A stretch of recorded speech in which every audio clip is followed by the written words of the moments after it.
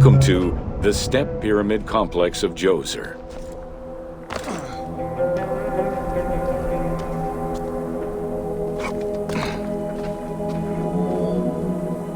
The Step Pyramid is at the center of an enclosed complex, comprised of temples, models of palaces, and artificial constructions, all built for the afterlife of Pharaoh Djoser.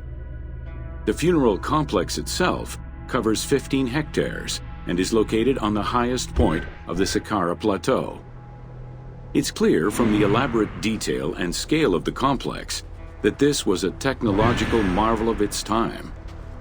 The only fragment of information regarding the design plans of the complex was discovered on a section of stone containing an architectural sketch of a vault.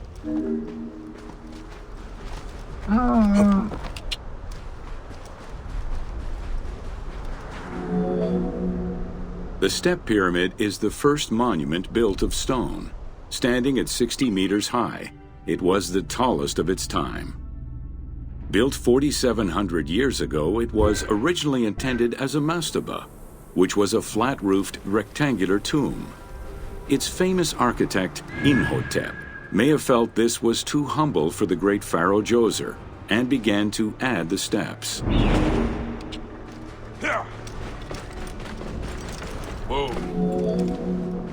The Step Pyramid complex is enclosed within a 1,600-meter-long wall that is 10 meters high. This large wall was made out of white limestone and oriented along the north-south axis.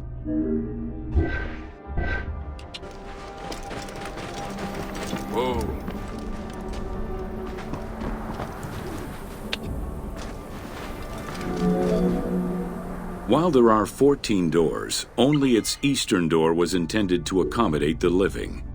The remaining false doors were built as portals for the king's ka to pass through.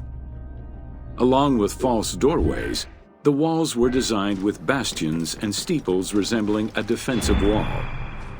The positioning of these design elements suggest that they were related to the Hebsed festival.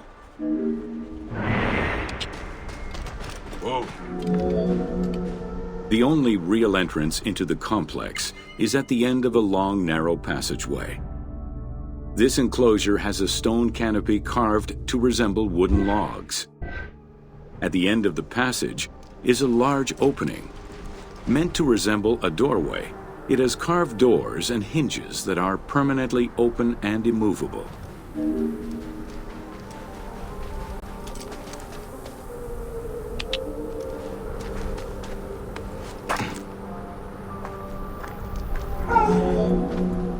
The corridor is lined with 20 pairs of columns up to 6 meters high, built by stacking stone drums.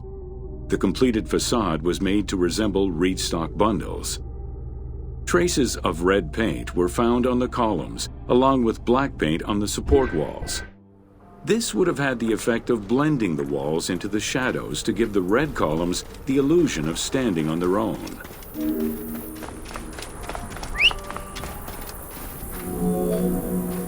Chambers are located on either side of the columns and are thought to be chapels representing the provinces of Upper and Lower Egypt. According to some Egyptologists, the arrangement of the rooms may be symbolic of jurisdiction and judgment.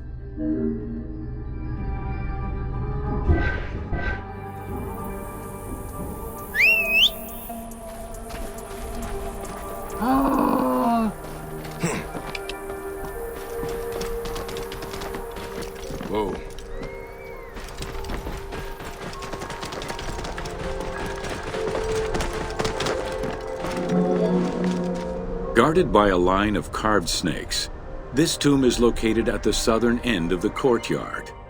The burial chamber is beneath it, down a 30-meter deep shaft.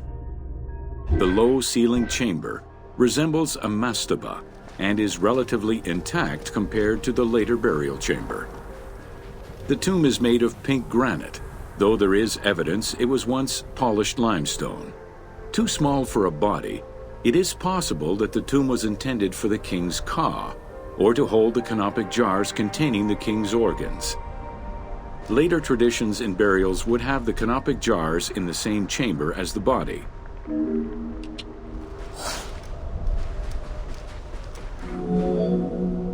A polished limestone staircase leads west from the tomb to underground apartments. Some of these rooms were intended to accommodate the king and his family in the afterlife. Many large jars of pottery were found, including some that still had deposits of beer, milk, and oil inside them. The false doorways are decorated with reliefs of the king taking part in rituals. In these reliefs, he is seen carrying agricultural tools, running, and performing a ritual for the reanimation of the deceased. The architect Imhotep chose stone as a building material in order for the complex to last. Following the completion of the initial mastaba, Imhotep devised a burial of more ambitious dimensions. He set about stacking mastabas on top of each other. Evidence shows that the pyramid was enlarged twice by additional cuts into the steps, eventually reaching 62 meters in height and 121 meters by 109 meters at its base.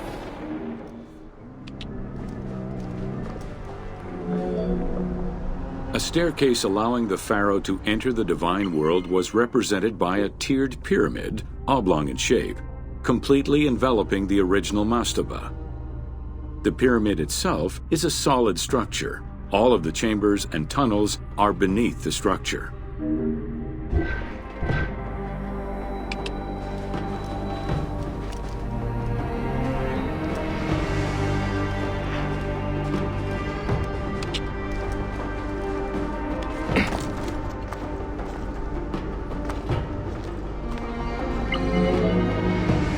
Pharaoh Djoser the Sacred was the founder of the Third Dynasty. He ruled for 19 years. During his reign, he was known as Horus Nedjereket, divine of the body. He was given the name Djoser several centuries after his death as a sign of respect, and he is regarded as one of the greatest pharaohs of Egypt. An apocrypha was drafted in his name during the Ptolemaic period, 2,500 years after his death.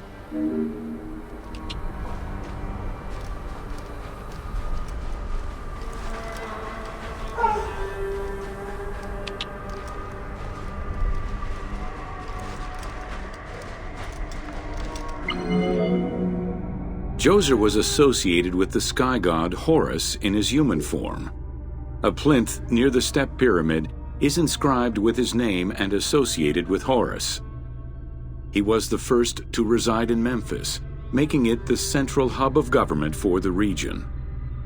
Djoser was known to have built many temples and monuments before the complex at Saqqara. The funerary complex was the first of its kind, and would mark Djoser's greatest architectural achievement.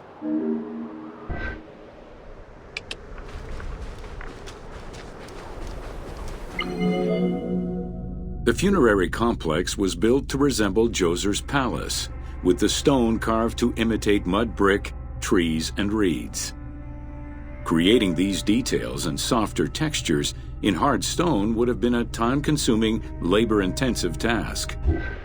Much of the complex is designed to accommodate the Hebsed festival, allowing the king the ability to affirm his rule even in the afterlife.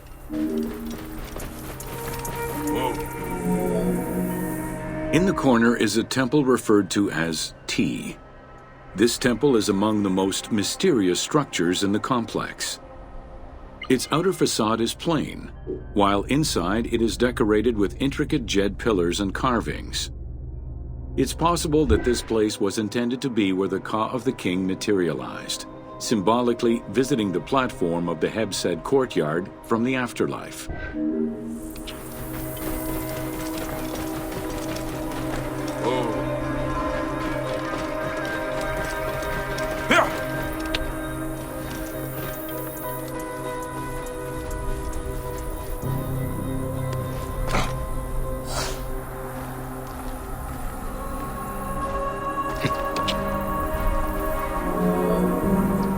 The Hebsed festival enabled the pharaoh to maintain universal order and renew godly powers.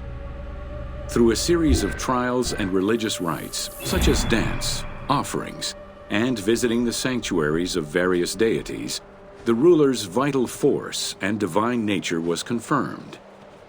The celebration was meant to represent the ruler's jubilee and would take place every 30 years, though the deadline was not always followed. The earliest known ritual dates from the First Dynasty.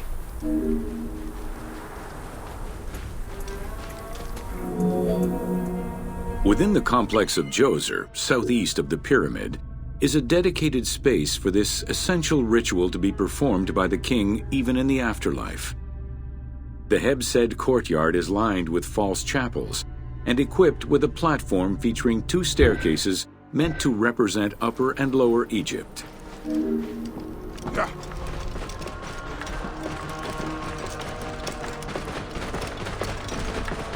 Whoa.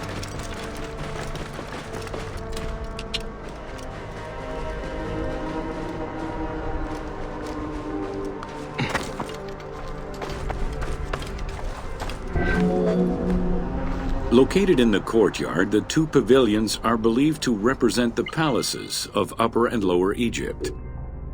Rectangular in shape, the 2 replica structures face one another. Their facade is similar to the chapels of the Hebsed ceremony, with column crowns carved to look like falling leaves. Because Queen Hetep Hernepti and Princess Inetkas's names were discovered on a stela near the pavilions, it is thought that these funerary chapels were intended for them.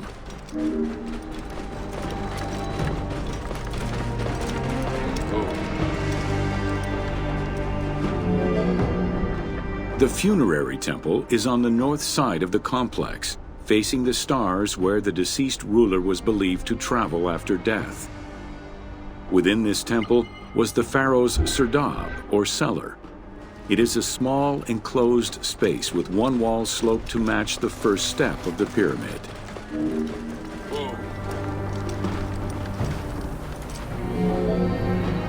The north wall has 2 observation holes. A statue of Djoser is seated on the throne, wearing a mantle and a tripartite wig with a crown known as a Nemes. Representing the king's Ka, this statue looks through the observation holes into the courtyard, enabling the king to observe the ceremonies and receive offerings in the afterlife.